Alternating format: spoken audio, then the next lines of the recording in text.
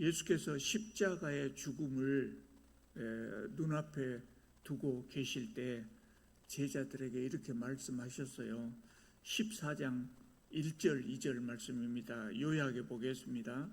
뭐라고 말씀하시냐면, 이제 나는 너희들이 따라올 수 없는 곳으로 간다.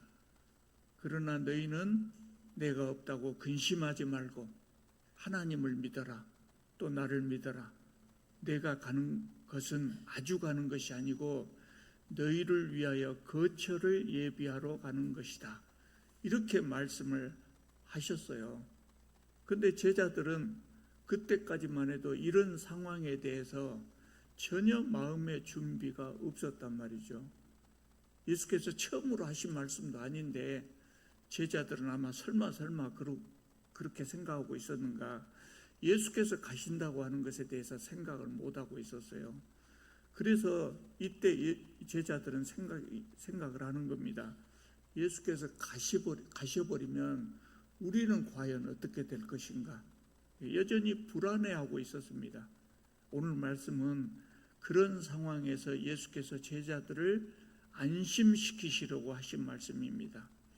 본문 16절 아까 우리 함께 읽은 말씀을 보면 예수께서 말씀하시기를 내가 아버지께 구하겠으니 그가 또 다른 보혜사를 너희에게 주사 영원토록 너희와 함께 있게 하리니, 이렇게 말씀하셨어요. 보혜사가 뭡니까? 보혜사는요 원래 우리 말에 없었던 말입니다. 원래 없었던 말이에요. 그러니까 보혜사 그러면 보통 사람들은 모르죠. 성경 국어사전을 보면 보혜사 그러면 성령 이렇게만 써져 있어요. 근데 본래 보혜사라는 말은 성령이라는 말이 아니거든요. 예수님이 말씀하실 때도 그때까지 보통 보혜사 그러면 푸뉴마라는 단어를 사용하셨어요. 아니 성령님 그러면 푸뉴마, 성령님이라면 푸뉴마라는 단어를 사용했는데 여기에서는 파라클레토스라고 하는 다른 단어를 사용하셨다고요. 원래 이 단어는 우리말에는 없는 단어예요. 대신해서 말을 해주는 사람, 또는 도와주는 사람, 또는 위로해주는 사람, 이런 의미를 가지고 있단 말이에요. 이런 의미를 가진 단어가 한국말에는 없잖아요. 중국말에도 없어요. 그래서 이 단어를 선교사들이 이 성경을 먼저 중국어 성경으로 먼저 번역을 하면서 이 파라클레토스라는 단어가 중국말에도 없단 말이에요. 그래서 생각하다가 새로 만들어낸 단어가, 그러니까 신조어예요. 신조어. 새로 만들어낸 단어가 바로 보혜사라는 단어예요.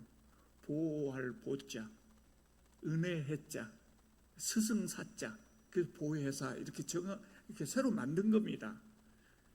그 다음에 이제 우리말로 성경을 번역하면서 선교사들하고 우리나라에 먼저 믿은 사람들하고 신실한 사람들을 모아서 선교사들이 우리말 성경을 번역할 때도 우리말에도 그 단어가 없으니까 중국어 번역할 때 했던 그 보혜사, 그것을 그대로 보혜사라고 번역을 한 겁니다. 그게 우리말에는 없어가지고 이 말이 뭔 말인가 그러지요.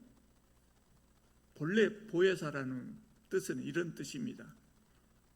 나하고 늘 동행하시면서 나를 도와주는 사람. 내가 정말 하고 싶은 말이 있는데 표현력이 부족해서 말을 못하고 있을 때 대신 잘 설명해 주는 사람.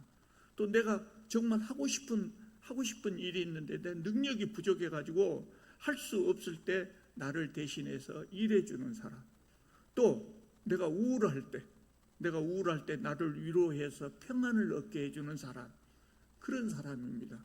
그런 사람을 보혜사라 이렇게 표현을 합니다. 그러니까 우리의 말로 표현할 때 이제 선교사들은 그냥 새로운 말로 보혜사라 그랬는데 제가 생각할 때는 물론 그분들이 저보다 성경을 더 잘하실 것으로 생각합니다만은 제가 생각할 때는 굳이 보혜사라고 하지 말고 그냥 보호자 그렇게 번역했으면 훨씬 알기 쉬웠겠다 그런 생각이 들어요. 그러니까 우리말에 예수께서 선택하신 파라클레토스라는 말에 가장 가까운 말은 제가 느끼기에는 보호자가 아닌가 생각해요. 그런데 예수님이 뭐라고 하셨어요? 또 다른 보혜사를 보내주시겠다. 또 다른 보호자를 너희들에게 보내주겠다. 그렇게 말씀하셨어요. 보혜사를 보내준다고 하신 것이 아니고 또 다른 보혜사를 보내주시겠다고 말씀하셨어요. 그 무슨 의미겠어요? 지금 제자들에게 보혜사가 있다 이 말입니다. 제자들에게 지금 보혜사가 있어요. 그런데 그 보혜사 말고 다른 보혜사를 보내주시겠다는 거예요.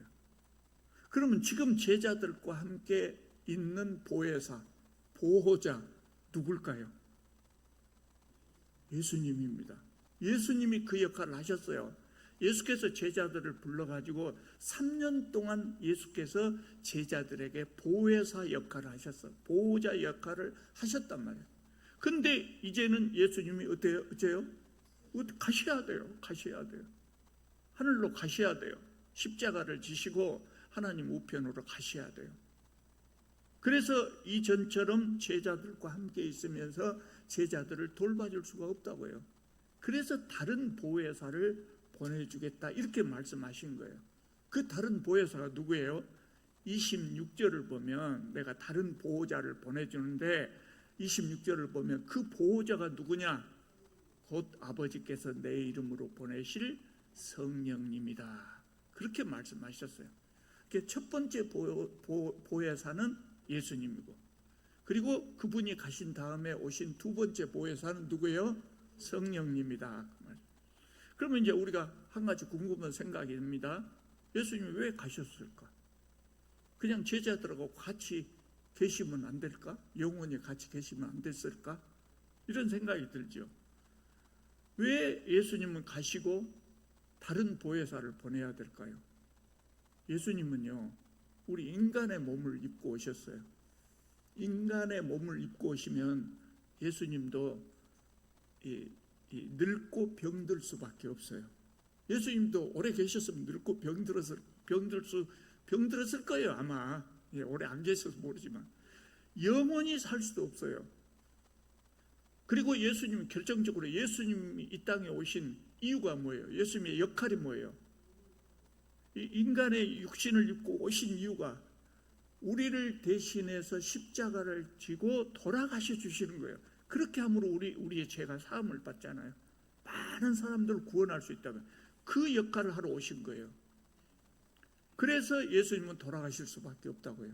그래서 일단 하나님 우편에 돌아가시고 예수님을 대신할 분, 육신을 갖지 않은 분, 예수님을 대신해도 예수님이 가지신 그 한계를 그대로 가지면 안 되잖아요. 그래서 그런 한계를 갖지 않으신 분을 세상에 보내주신 거예요. 영이신 성령이 오신 거예요. 그래서 그분은 육신이 아니기 때문에 영이시기 때문에 영원토록 우리와 함께 계실 수 있게 되었다 그 말입니다. 그런 의미에서 예수께서는 성령님을 또 다른 보혜사라고 말씀하신 거예요. 또 한 가지는 예수께서는 인간의 몸을 입고 오셨기 때문에 시간적, 공간적 한계를 가지실 수밖에 없어요. 무슨 말인 거니? 예수님은 모든 제자들하고 함께 동시에 함께 계실 수가 없어요. 공간적 한계, 시간적 한계를 가진다. 예수께서 갈릴리에 계실 때는 예루살렘에 있는 제자들을 만날 수 없잖아요. 또 예루살렘에 가시면 갈릴리 사람들을 만날 수가 없단 말이죠. 그래서 모든 제자들과 항상 함께하면서 모든 제자들을 항상 도울 수 있도록 시간과 공간을 초월할 수 있는 분을 보내주셨는데 그분이 성령님이다 그 말이에요. 성령님은 예수님이 성령님을 보낼 때 어떻게 오신다 했어요? 영원토록 너희와 함께 있게 하시겠다 그렇게 말씀하셨어요.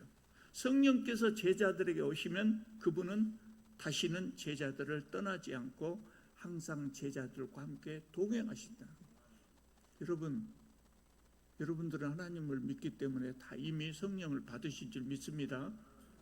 성령님이 여러분 옆을 떠나십니까? 안 떠나십니까? 안 떠나십니다. 근데 가끔 떠나신 것처럼 느껴질 수가 있어요. 왜 그래요? 내가 떠난 겁니다. 내가 딴 마음을 먹은 겁니다. 그래서 성령께서 떠나신 것 같이 느껴지는데, 오늘 이 말씀을, 예수님 말씀을 보면 영원토록 우리와 함께 하시겠다고 했어요. 예수께서 승천하신 후에 마리아의 다락방에서 성도들이 기도하고 있을 때 이 약속이 성취되지 않았습니까? 그래서 그 자리에 성령이 임하셨다고요. 그리고 그때 임하신 성령은 예수께서 약속하신 대로 제자들을 떠나지 않았어요. 제자들이 온 세상을 돌아다니면서 복음을 전파할 때 제자들을 통해서 말씀하시고, 제자들을 통해서 능력을 행하시고, 제자들을 통해서 병든 자를 고치시고 죽은 자를 살리셨어요. 또 제자들이 순교 현장에서 순교 현장에 있을 때도 성령께서 제자들과 함께 해주셨고, 그래서 스데반이 돌에 맞아 죽으면서도 평안할 수 있었던 겁니다. 성령께서 함께 해주셨기 때문입니다. 또 사도들이 온 세상을 돌아다니면서 복음을 전파할 때 때로는 많은 박해를 받기도 했단 말이죠. 그러면서도 평안할 수 있었던 이유가 뭐냐면 성령께서 그 안에 계시고, 성령께서 육체적, 정신적 고통을 잊게 하시고 평안을 주셨기 때문입니다. 여러분, 오늘 우리도 마찬가지입니다. 오늘날에도 성령께서는 그렇게 일하십니다. 그래서 우리가 예수 그리스도를 영접할 때 성령께서 우리에게 임하십니다. 잠시도 우리 곁을 떠나지 않아요. 뭘 하세요? 늘 지키시고 우리를 돌보시고 우리를 위로하십니다. 영원토록 우리와 함께 동행하십니다. 그렇기 때문에 어려운 일 있고 위험한 곳에 가면 두려운 마음이 들지만, 그럴 때마다 내 안에 성령께서 함께 하신다, 그 생각을 하십시오. 그러면 평안을 얻을 수 있고 해를 두려워할 필요가 없는 것입니다. 17절을 보면 성령을 뭐라고 말했습니까? 진리의 영이라 그랬어요. 어떤 사람은 자기가 진리의 영이라고, 그 자기만 하나님의 말씀을 안다고 그렇게 사기치고 돌아다니는 사람이 있습니다. 이단입니다. 진리의 영이 누구예요? 어떤 사람이 아니고 누구예요? 성령님이 진리의 영이라. 진리의 영이란 말은 무슨 의미겠습니까? 성령께서 우리에게 진리를 알게 하신다고 말이에요. 진리를 알게 하시는 영이다 그 말입니다. 여러분, 보통 사람 이렇게 생각합니다. 열심히 공부하면 무엇이든 알 수 있다. 공부하면 다 안다. 압니까? 모릅니까? 일반적으로 압니다. 공부하면 압니다. 아는데 아무리 배워도 예수님을 모르는 사람이 있어요. 학교 공부 많이 한 사람, 소위 가방끈이 길다 그렇죠. 가방끈이 긴 사람들도 이단을 구분하지 못한 사람들이 있어요. 유식하다고 한 사람들도 모르는 사람이 있어요. 신천지 집단에 가보면요, 공부 많이 한 사람도 거기 있어요. 꽤 있어요. 그런 사람들이 어떻게 그런 사이비 이단 종교 집단, 그냥 이단이라고 하면은 갈 수도 있죠. 근데 사이비란 말이에요. 사이비. 그 사이비 집단에 빠져 있는지 이해할 수가 없어요. 이전에도 그런 사람들 많이 있었거든요. 한때 그 박태선의 전도관 바람이 교회를 휩쓸기도 하고, 문선명의 그 통일교 바람이 교회를 휩쓸기도 했어요. 말도 되지 않는 것을 가르치는데도 많은 사람들이 유혹되어 거기를 갔단 말이에요. 기독교인 중에서도 갔단 말이에요. 심지어요, 안 믿으실지 모르겠지만 장로와 목사들 중에도 간 사람이 있어요. 왜 그 사람이 갔을까요? 제가 생각할 땐 그래요. 성령을 받지 못했어요. 목사고 장로고 그래서 성령 받은 줄 알았는데, 그때는 모르죠. 성령 받았는가 안 받았는가 안 써졌잖아요. 성령 받으면 뭐 우리 모습이 어떻게 변하고 그러지도 않잖아요. 몰랐는데 결과적으로 봤더니 성령을 받지 못했다고 말이에요. 성령을 받지 못하면 영을 분별하지 못해요. 영을 분별하지 못해요. 영을 분별하지 못한단 말은 이단과 사이비를 구분하지 못하는, 그러니까 빠져들은 겁니다. 그런데 진리의 영이 우리에게 오시면 어째요? 못 배운 사람이라고 할지라도, 가방끈이 짧은 사람이라고 할지라도 영을 분별할 수 있는 능력을 갖게 된다. 그래서 이단과 사이비에 빠지지 않는 거예요. 여러분, 진리의 영 받으셨습니까? 성령을 받았으면 진리의 영이 오신 겁니다. 성령이 진리의 영이기 때문에. 또 그래서 26절을 보면 성령님이 오시면 어쩐다겠어요? 그가 너희에게 모든 것을 가르치고 내가 너희에게 말한 모든 것을 생각나게 하리라 그랬어요. 성령께서 오시면 성령께서 제자들을 가르쳐 주시고, 또 예수께서 이 땅에 계실 때 제자들에게 말씀하셨던 모든 말씀을 생각나게 해주신다는 거예요. 여러분, 예수님의 12 제자 중에는 교육 수준이 아주 낮은 사람들도 있었어요. 그러니까 제대로 된 학교 교육을, 옛날이라 학교도 별로 없었지만 제대로 된 공식적인 교육을 받지 못한 사람들이 많이 있었단 말이에요. 그런데 그들이 복음을 전할 때 예수께서 하셨던 말씀을 조금도 막힘없이 술술 다 전할 수 있었어요. 어떻게 그게 가능했겠습니까? 성령께서 그들과 함께 하시면서 예수님의 말씀을 생각나게 하셨기 때문이죠. 이 말씀 오늘 우리에게도 적용이 됩니다. 우리는 예수님으로부터 직접 말씀을 배우지 않았고 성경을 통해서 말씀을 배웁니다. 그런데 성령께서는 우리가 그렇게 배운 말씀들을 이해하게 하십니다. 또 생각나게 하십니다. 그래서 무엇이 옳고 그런 것을 판단하게 하시고 내가 가야 할 길과 가지 말아야 할 길을 알려주십니다. 순종해야 될 것과 거부해야 될 것을 판단하게 하십니다. 그래서 우리로 하여금 바른 신앙생활을 하게 하시는 거예요. 성령의 도우심이 없으면 바른 신앙을 하기가 어렵다는 말이죠. 아마 여러분들도 아마 다 경험하셨을 겁니다. 성경을 읽으면 처음에는 재미없어요. 재미없어요. 성경이 뭔 재미가 있겠어요. 영적인 글이단 말이에요. 재미가 없어요. 그런데 읽다 보면 어느 날 갑자기 성경이 재밌어지기 시작해요. 네? 이게 뭔 말인가 전에는 그랬는데 이 어려운 성경이 이해가 가고 성경이 재밌어지고 계속해서 보고 싶고 그런 생각이 드는 때가 있어요. 왜 그래요? 그때 이제 성령께서 우리에게 깨우침을 주신 거예요. 그 신학적으로 뭐라고 하냐면 조명해 주신다 그래요. 깜깜할 때 플래시로 이렇게 싹 불을 비치면 거기만 환하죠. 그렇게 이렇게 조명해 주시는 겁니다. 그래서 우리가 성경 말씀의 뜻을 이해하게 된다고 말이에요. 그래서 믿는 자들은 성령을 받지 않으면 안 되는 거예요. 신앙생활 할 수 없는 거예요. 성령을 받아야 하나님을 믿을 수 있는 것입니다. 18절을 보면 예수님의 말씀을 듣고 제자들이 불안해하고 있는데 그 제자들에게 예수님이 말씀하셨어요. 내가 너희를 고아와 같이 버려두지 아니하고 너희에게 오리라. 예수님 지금 가시잖아요.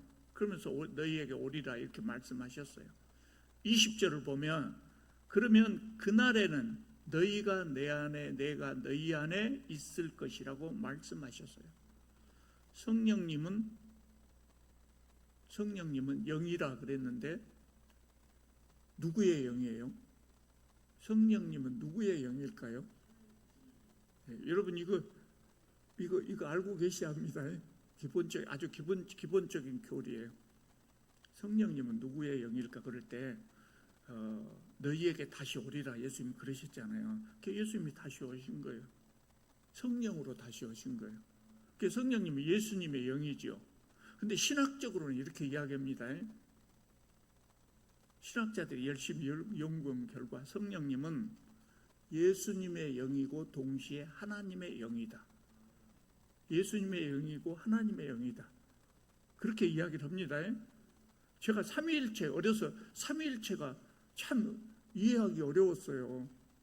예, 어떻게 한 분이 세 분이고 세 분이 한 분인 거 했더니 영이 같아요. 영이 같아요. 제가 이제 이런 일이 없기 때문에 적절한 예가 되기가 어렵지만 다른 예가 없어서 이야기하는데 여기 옆에 어떤 사람이 서 있어요. 여러분 보시기에 여기 한 사람이 서 있어요. 이 사람이 있다고 해봐요. 그런데 이 사람 머릿속에 이 사람 속에 들어있는 영하고 여기 들어있는 영이 똑같아요. 저의 영혼이 이 사람 속에도 들어있다고 말해요. 같은 사람입니까? 다른 사람입니까? 몸은 다르는데 정신은 같다고 말해요. 삼위일체가 그러는. 그러니까 성령님은 하나님의 영이고 동시에 예수님의 영이기 때문에 세 분이 한 분이에요.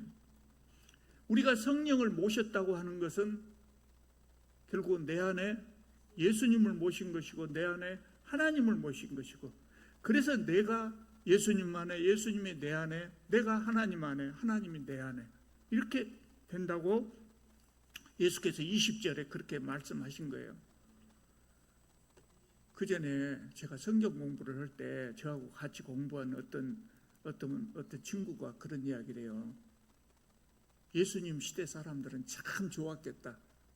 왜냐하면 예수님을 직접 눈으로 보고 따라다니면서 예수님에게 직접 배울 수 있었으니까 얼마나 좋았을까. 그렇게 이야기를 하더라고요. 여러분 그거 부럽습니까? 안 부럽습니까? 부럽긴 해요. 저도 직접 한번 봤으면 좋을 것 같아요. 근데 부러울 필요가 없다는 거예요. 왜냐하면 그때 그 사람들보다 우리가 더 훨씬 낫다고요. 그 사람들은 예수님 옆에 따라다녔어요. 근데 우리는 어째요? 예수님이 우리 안에 있다. 우리 안에 계셔요. 그러니까 우리 사정이 훨씬 나은 거예요. 그때 제자들은 예수님을 만나려면 예수님 찾아가야 돼요. 근데 오늘 우리는 우리 안에 성령님을 모시고 살기 때문에 성령님과 예수님과 하나님과 늘 같이 있는, 항상 그분이 우리 곁에 계신 거예요. 그러니까 예수님을 만나고 싶을 때 그냥 주님 그렇게 부르면 돼요. 크게 부를 필요도 없어요. 바로 옆에 계시니까 가만히 속삭여도 알아요. 그러니까 우리의 형편이 훨씬 낫잖아요. 우리는 예수님 모시고 산다. 성령님을 모시고 산단 말이에요. 그리고 성령님께서는 한시도 우리를 버리지 않으시고 주무시지도 않으시고 우리와 동행하시면서 우리의 삶을 지키시고 인도하여 주시고 위로해 주신단 말이에요. 성령님이 우리하고 함께 계신다고 하는 것은 얼마나 든든한지 몰라요. 그래서 27절을 보면은요, 평안을 너희에게 끼치노니 곧 나의 평안을 너희에게 주노라. 내가 너희에게 주는 것은 세상에 주는 것과 같이 아니하니라. 너희는 마음에 근심하지도 말고 두려워하지도 말라. 그래서 제자들은 예수님과 함께 있는 동안 평안했어요. 진짜 평안했어요. 처음에는 안 평안했는데 예수님하고 함께 있을 때 그냥 다른 사람하고 있는 것하고 똑같이 안 평안했을 거예요. 근데 갈수록 예수님하고 같이 있으면 걱정할 것이 없다고 하는 걸 느꼈을 거예요. 아마 제가 생각할 때는 그랬을 것 같아요. 언제냐면 갈릴리 호수를 지나갈 때 태풍이 부는데 예수님이 주무셔요. 그래서 제자들이 겁나갖고 예수님을 깨워갖고 살려주시오. 그러니까 예수님의 바다를 잔잔케 했다. 예수님만 따라다니면 아무 문제 없겠네. 아마 그때부터 제자들은 마음의 평안을 얻었을 거예요. 그분이 우리하고 함께 하신다고. 그분이 함께 하시고. 그 예수님 말씀은 걱정하지 마라. 성령께서 오시면 너희에게 평안을 주신다고 그렇게 말씀하신 겁니다. 성령을 모시고 사는 사람은 평안이 있습니다. 내가 예수를 믿는 순간 내 상황이 변하는 거 아니에요. 어저께 부도가 났는데 오늘 예수님을 믿었다고 해서 부도가 해결되는 거 아니에요. 상황은 변하지 않지만 고통스러운 환경 속에 그대로 있다고 할지라도 내 안에 성령께서 계시고 성령께서 내 삶을 인도하시면 생명의 길, 복된 길로 가도록 인도하시기 때문에 내가 평안한 거예요. 오늘 나에게 근심거리, 걱정거리가 있지만 결국에는 내 삶이 해피 엔딩할 것을 알기 때문에 평안할 수 있는 거예요. 여러분, 성령께서 우리에게 평안을 주신다고 하는 거 믿습니까? 잘 안 믿어질 때가 있더라고요. 너무 힘들 때, 너무 힘들 때는, 제가 신앙생활 오래 했잖아요. 너무 힘들 때는 그냥 고통스러워요. 성령께서 내 안에 있으니까 난 평안하다. 아무리 내가 말로 되뇌어도 힘들어요. 힘들 때가 있어요. 그런데 그렇게 걱정을 해도 시간 지나면 다 해결된다고. 성령께서 내 안에서 계시면서 싹 해결해 주신다고요. 예. 믿든지 못 믿든지. 그런데 예수께서 주시는 평안은 세상이 주는 평안과 같지 않다 그래서요. 세상이 주는 평안이 무엇입니까? 어떤 평안입니까? 제가 40대 교회에서 함께 친하게 지냈던 친구가 있어요. 근데 집사가 되어갖고도 담배를 끊지 못해요. 담배를 못 끊어. 그렇게 맛있게 담배를 피우더라고요. 왜 담배를 못 끊냐 이렇게 물어봤더니 그분이 장사를 했어요. 장사를 하는 분이. 까다로운 고객을 만나가지고 스트레스를 엄청 받을 때 다 때려치워보고 싶은데 밖에 나가서 담배를 피우면서 참 길게 들어 마시면 참 마음이 안정된다는 거예요. 근데 내가 담배가 없었다면 내가 진즉 이 장사 때려치웠을 것이라고 그렇게 이야기하더라고요. 내가 그래서 담배를 못 끊는다고. 이해가 가돼요? 이해가 가. 여러분, 담배로 평안을 얻는 사람들이 있습니다. 술로 평안을 얻는 사람도 있고요. 통장 속에 돈이 차곡차곡 쌓이는 것을 보면, 쌓이는 그 돈을 보고 평안을 얻는 사람도 있어요. 그렇게 평안을 얻을 수 있을 거예요. 근데 성령께서 주시는 평안은 어쩐다겠어요? 세상이 주는 평안과 다르다고요. 담배로 술로 그렇게 얻은 평안은 그 기운이 떨어지면 다시 불안해져. 다시 사라져버려.